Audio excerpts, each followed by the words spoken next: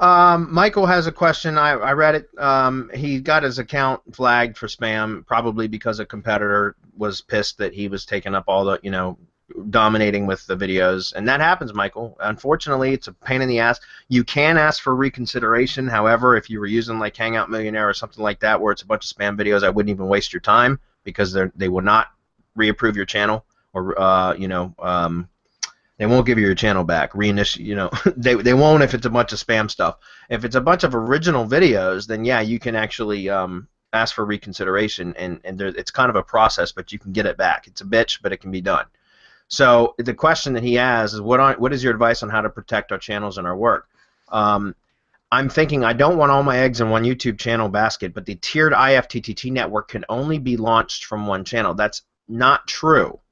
I mean, it is true. You can only have one IFTTT channel authorized one YouTube channel authorized within IFTTT as the trigger.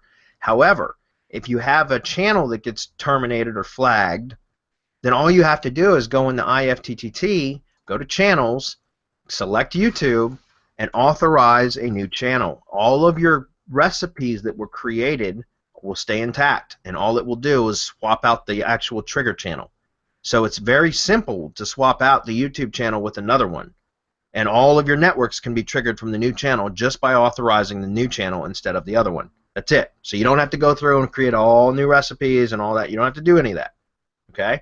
Now, if you had any customization in the recipe ingredients area, like linking to the old channel, now you might have to go through and update that, which is what we teach because you want to have a link back to your channel. But still, it's a lot less work than having to create a whole new network and a whole bunch of new recipes. Okay, so yeah, the other thing is you can have I recommend that you have a few channels. You only need to have the one, the tiered network. You can have that same network. It's not the network that got flagged. It's the YouTube channel.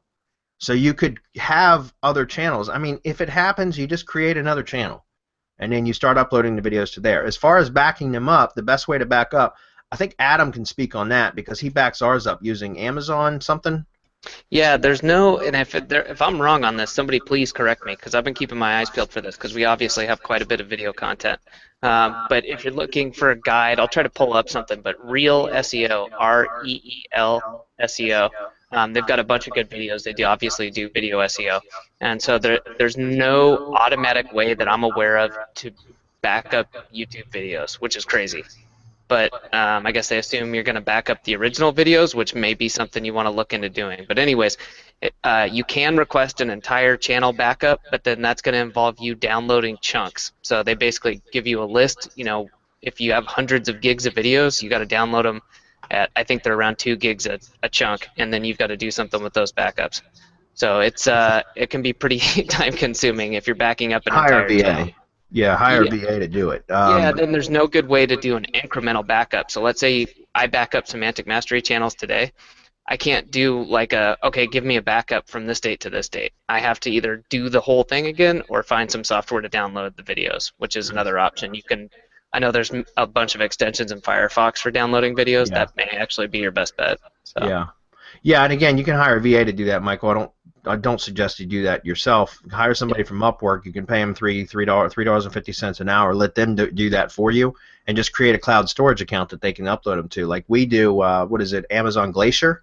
Yeah, I'm using Glacier, and then there's an interface client for that because I guess Glacier's Glacier is kind of command line interface, which I'm not against, but it's not quick. So it's not like AWS type of stuff. So yeah, you can get some sort of client like that, or I mean, you can use Dropbox, whatever you got. Yeah, well, I mean, you could even use S3 because remember, S3 charges you for bandwidth, which is actually viewing. Like if somebody's watching videos out of your S3 bucket, but the storage itself is cheap. So you know what I'm saying? Like you pay as far as I know, you get paid for bandwidth usage, but if your storage, there might be some small storage. Either way, it's cheap. Yes, I mean, it's very Amazon. cheap though. I think we have several hundred gigs, and it's probably $1.50 a month. Yeah.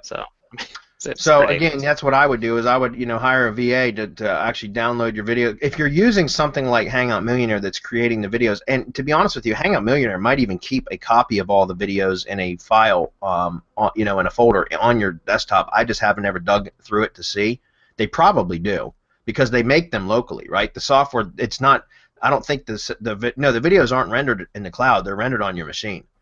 So I mean, like I don't know if that's what you're using. I don't know if he said he was using Hangout Millionaire or not, but if you're doing something that's creating the videos before it's uploading them or live streaming them, you can probably just have that folder uploaded wherever they're rendered and held within the software application before they're uploaded or live streamed, and just upload that folder. But if not, if it's doing it from a cloud app or whatever, then you could probably, like Adam just said, is just have somebody using a Firefox browser and downloading them and sending them to a cloud storage account. Okay. Yeah, and if it's a small number of videos, you can download videos directly from your YouTube account. Yeah. But that's like a couple a day or a couple an hour. I honestly don't remember, but it's something like that. How about 3 YouTube channels all connected to the network and spreading my uploads amongst them? Would I be safeguarding the possibility for another unfair attack in Google's unfair automatic application penalties? No, not really, because somebody could report all 3 of your channels, and that you could end up having the same thing. You could do that, though. If you want to have one network and multiple channels being able to submit to the same network, you can, but you have to remember you can only have one YouTube channel per IFTTT account. You can have multiple IFTTT accounts connected to the same network, and therefore multiple YouTube channels. It's a 1-to-1 ratio. So if you got 3 YouTube channels and you want them all to post to the same network, you need 3 IFTTT accounts and 3 sets of recipes. Okay, you can totally do it. It's not a problem. You just have to make sure that you have 3 separate IFTTT accounts, 1 YouTube channel per IFTTT account, and then you have to set up the recipes 3 times in total. So if you've got 15 trigger recipes, you're going to have to do it a total of 45 times. But it can be done. So